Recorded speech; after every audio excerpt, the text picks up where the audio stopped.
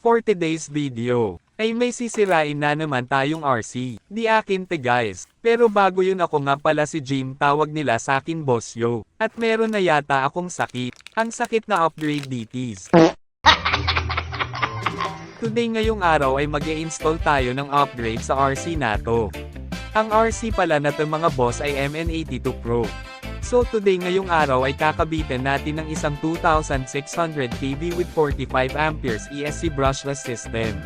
At MN99S portal axle, 21G servo at all-metal gearbox. 4 link rods para sa rear na likuran neto. So ngayon ang uunahin natin ay ang brushless system niya. Yung brushless system niya pala mga boss ay set na 2600 kV, 45 amperes ESC. At may kasama na siyang receiver at full metal gear at gearbox. Ina-assemble ko na ang kanyang motor sa gearbox. Wag na wag niyong kakalimutan ang grasa sa mga gears mga boss. Ang grasa pala na ginamit ko dito mga boss ay high temp grease. Dapat balance lang na dami ang ilagay niyo mga boss basta ma-apply yan lang ang mga gears. Always check kung nalagyan mo lahat ng gears. Fitting na ng receiver. Pinipili ko dito yung tamang eksaktong fit ng receiver. Tabas time na mga boss. Manghihiram muna tayo ng pangtabas mga boss. Bale Gina gaya ko lang dito yung tabas na ginawa ng kapatid ko. Same upgrade lang kasi Gina gawa namin.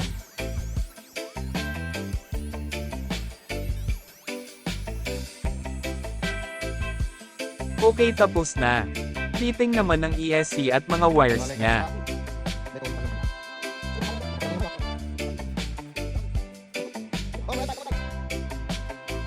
Iglugan na natin para ma-fix yung ESC para di nagalaw habang nagtra-trail kami. Nilagay ko dyan mga boss para sa air vent niya. For more air cooling. Ganto mag-bind ng old or new transmitter sa ibang receiver mga boss. Free no problema kasi ng kapatid ko yung bagong fog light ng RC niya.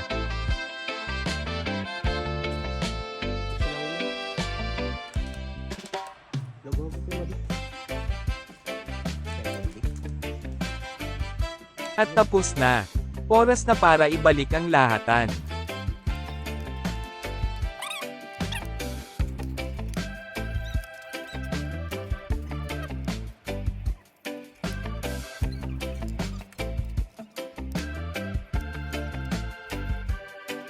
Ngayon ay link rods naman niya at portal axle at servo ang ikabit natin.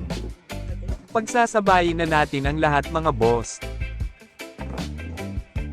Tabas na naman mga boss para sa mount ng kanyang servo. Ayan kinakabit na natin ang front axle niya mga boss. Mas madali kasi ang front axle niya. At wala din kasi kailangan i-tune or i-adjust na rod kasi straight rod paggamit niya dito. Rear axle naman mga boss.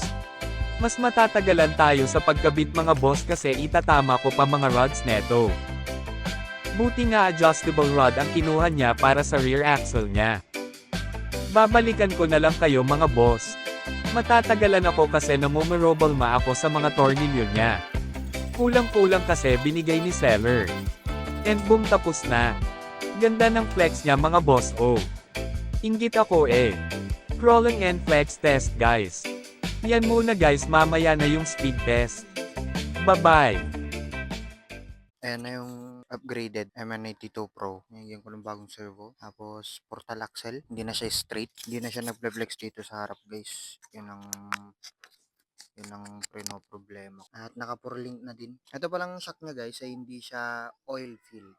Spring lang talaga. Friction shocks ng 21G na servo. Doon ko nilagay kasi kailangan niya ng hang. Kahit to 6 kV lang, 2600 kV lang yung motor mo. Kailangan pa rin niya ng airflow yung ESC. Kahit anong ESC yan. Unless kung yung ESC mo ay cooling fan. Ngayon ay testingin natin ang kanyang crawling power at speed. Pero may mga nababasa ako, nag-expect na kasi ako guys, na may nabasa akong mga rumors na hindi siya ganun kabilis pag nag-portal axle ka.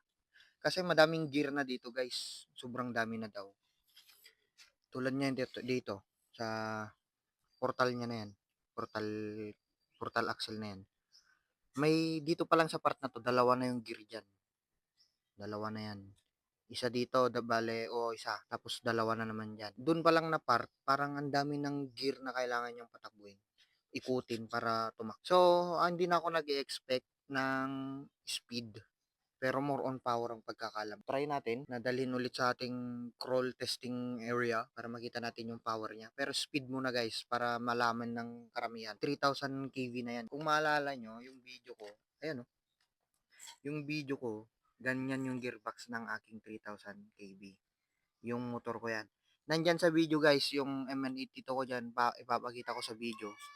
Yung video ng MN82 ko na pinalitan ko ng 2,600 kV. Yan, pero straight axle. Papakita ko dyan guys sa video. Pinagpalit ko yung makina ng na 26 kV sa 3000 kV. Gearbox yan guys. Ayun, nakikita nyo naman dun may 2. Ganito ang top speed ng 26 kV na may 30 amperes na ESC. Lumalabas yung talang potential niya. Pero naka-stock axle yan Stock axle. Pero yan, gearbox ko yan guys. Yan, gearbox ko yan guys. May zoom ko yan. Gearbox ko yan. Hindi ko kasi makita yung dito yung motor para ipakita ko sana sa inyo. Ayan, doon. Yan, kita nyo dyan. Oh, ayan. Walang tatak yan. So, it means akin yan guys. Yung motor ko yan guys. Ikutin natin. Wait lang, on ko muna para paikutin natin. Kung may tatak yan na 2,600 kV, it means niloloko ko lang kayo. Ayan guys. Kita nyo dyan umiikot na. Oh, walang tatak. Akin talaga yan, di ko kayo niloloko. Pinalit ko yan guys para malaman kung may nagbago ba talaga. Bago ba talaga sa kanyang speed. Kasi yung mga rumors nga guys, parang di ako naniniwala na hindi na siya ganun kabilis. So dito, tatry natin i-break yung rumors na. Kung legit ba or peke lang na rumors yun. Pinalitan ko na ng 3,000 kV. Tingnan natin kung gaano siya kabilis guys. Ayan guys, MN82 Pro na naka 3,000 kV with 45 amperes ESC brushless motor. Testing natin speed niya. Ayan, ganito pala yung crawling niya guys. Medyo maganda talaga kasi alam mo na, crawling. Ayan guys. Mas maganda pa yung pag-crawl niya sa pag-crawl ng aking MN82T. Ayan guys. Ganda. Ngayon, speed test kung nagbago ba yan or hindi. Ayan ang momentum truth in 3, 2, 1. Oo nga, totoo nga ang balita.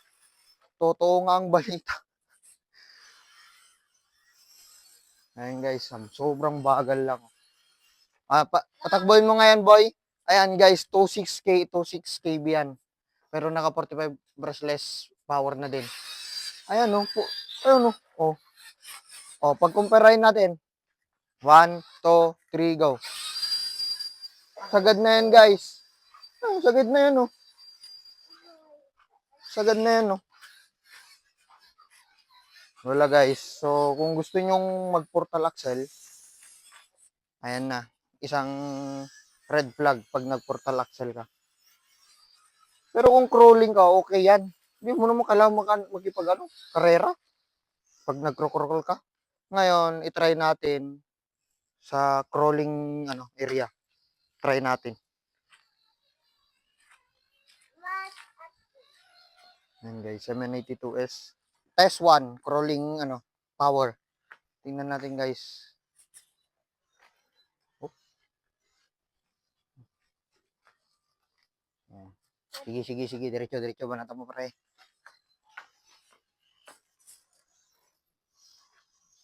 Okay, already na pangipagna. Natin sa likod, yung action sa likod ng tingnan natin guys. Kung paano siya kumendeng-kendeng. Maganda yung flex niya guys. Sorry. Maganda yung flex niya. Pero problema sa harap, di siya nagple-flex. Wait lang. Di siya nagple-flex sa harap guys. Mas matigas pa sa Mas matigas pa sa buto. Ay, bato. Yan na. Naku, may bato pa doon. Pero kakayanin niya kaya? Try natin, tingnan natin. Ganda ng pagka-flex niya, oh. Oh, kaganda, oh. Oh, ano guys, oh. Ayan, oh. Oh, sarap. Yan, ganda. Ang ganda. Grabeng flex ng ano yan. Ng linkage yan, guys. Pababa naman yan, pababa. Hindi kasi nagple-flex sa harap eh. Ang pangit eh. Remedyohan natin mamaya yan. Ayan na. Wait lang. Tingnan natin sa likod, pre. Ganda, oh. Ah, sorry. Ganda, oh. Kita mo? Mag-portal ka na din. Next upgrade natin sa ating MN82Ti ay ang portal axle. Pang MN99 pala yan, guys. MN99 at MN86 na portal axle. Pero nilagay namin sa MN82. Siyempre, convert lang yan, guys. Ayan na, guys, bago ko tapusin ng video na to, bigyan ko muna kayo ng kapirasong montage. Hihi! I need that blue white bitch on TikTok, chillin' T-Pot, 2 left feet, them Reebok. Shawty did freelance, now she a free that. Should've never let the bitch alone with my seat. My stand bitch skip him, poppin' in my Reeboks, talking about a detox, see like a meatbox, all grown up, bitch, looking like Celine, not that booty. Could've been 30, could've been a G. Should've never snitched. Why you take it to police? Now they're looking at you funny when you're walking down the street, looking at you like food, trying to see what they can eat. Me, I'm like Wallow and Gilly with the game. You don't really wanna act silly, behave. When I was on stage and the milli gets made. I need that.